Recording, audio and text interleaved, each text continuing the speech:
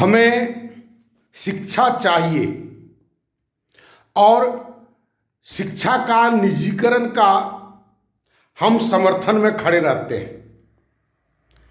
आप कहेंगे क्या निजीकरण से शिक्षा संभव नहीं है? निजीकरण से शिक्षा संभव नहीं है, निजीकरण से व्यवसाय संभव है।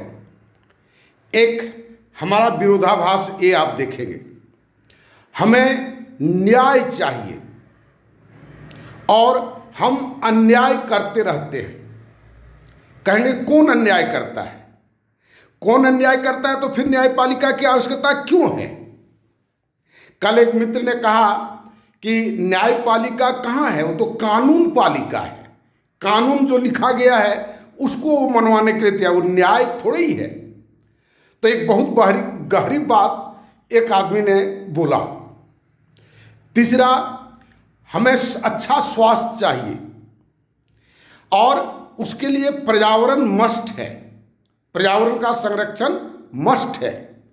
हम पर्यावरण को नष्ट करने में लगे हुए हैं, सरकार भी मदद कर रही है, हम उसके पक्ष में होते हैं, अच्छा हो रहा है, विकास हो रहा है।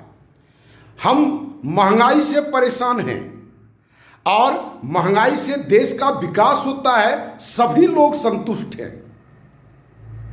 पर्यावरण में हम लोग संतुष्ट हैं, महंगाई से हम लोग संतुष्ट हैं, शिक्षा का निजीकरण से हमें संतुष्टि है। जितना भी उद्योग धंधा है जो पहले सरकार के अधीन था, उस सब को निजीकरण करने का हम लोग सब मानसिक रूप से सहमति है कि हाँ ये ठीक हो रहा है।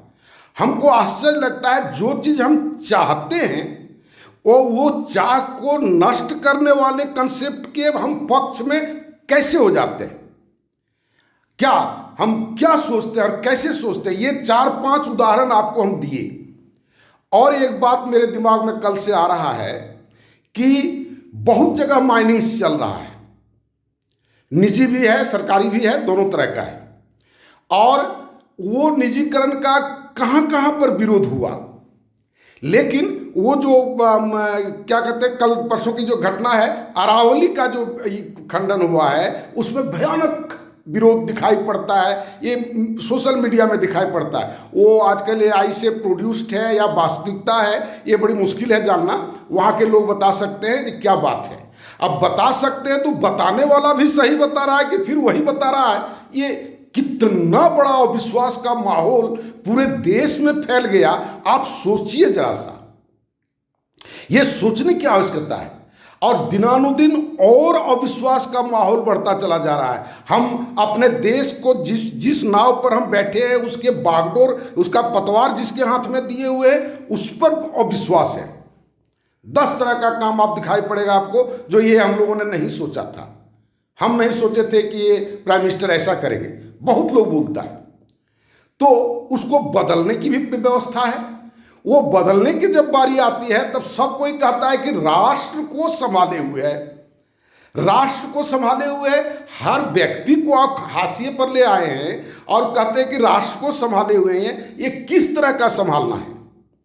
आज तक आधार कार्ड निर्णय नहीं हो पाया, जो वह उचित है अनुचित है, आज तक उसका निर्णय नहीं हो पाया। जिस आधार कार्ड का विरोध स्वयं मोदी जी करते थे, उसी के पक्ष में मोदी जी आए। हर जगह आप देखिएगा, जितना भी गवर्नमेंट का स्कीम है, ये बुरा लगेगा सुन करके, किसी के पर्सनल के फेवर में है। सरकार का जो अभी वर्तमान स्थिति जो है, ये सरकार एक दुकान बन गया। लोगों ने कहा क्या सरकार यही करेगा? सरकार ये सब काम तो सामान्य आदमी का करने का है। लेकिन सामान्य आदमी अगर करेगा तो राष्ट्र के लिए करेगा कि अपने के लिए करेगा, ये लोगों ने क्यों नहीं सोचा, आज भी नहीं सोचने के लिए तैयार है।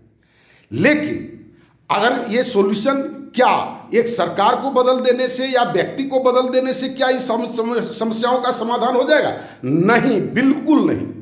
न तो कांग्रेस करेगी, न बीजेपी करेगी, न और कोई राजनीतिक पार्टी आएगी वो करेगी। अभी तो 2 ही प्रमुख है, नाम लेते हैं। हम इस पर, हमको जरा सा भी विश्वास नहीं है। एकदम लोगों को अपने चिंतन के द्वारा, अपने प्रोग्राम के द्वारा, अपने अपने स्थानीय जगहों पर अगर संभव हो तो करने का प्रयास करें। अभी एक आया था, हमको जो दुष्चक्र दिखाई पड़ता है, जो rare earth metal, rare earth metal लोगों को पता चला है कि वहाँ पर रेयर अर्थ मेटल है, और वह रेयर अर्थ मेटल खोद के निकाल न ले, उसके चलते ये कहीं से ये साजिश की बू आती है। लेकिन रेयर अर्थ मेटल बहुत आवश्यक है, तो इसी को ना ब्लैकमेल कहते हैं, इसी को ब्लैकमेल कहते हैं कि तुमको हत्या करना समाज के हित में है। ये हम लोग अपना वेद से उपनिषद या कहीं से उपनिषद लोग बोलता है कि एक गांव के लिए एक परिवार को नष्ट करना उचित है, एक परिवार के लिए एक व्यक्ति को नष्ट करना उचित है, और इस तरह से मेंटल पोल्यूशन अध्यात्म के नाम पर, अतीत के नाम पर, पुरातन संस्कृति के नाम पर खूब लोगों का दिमाग ग्रसित पोल्यूट किया गया है। ये इसलिए एक दिन हम कहे थे कि मूल्य में परिवर्तन आवश्यक है।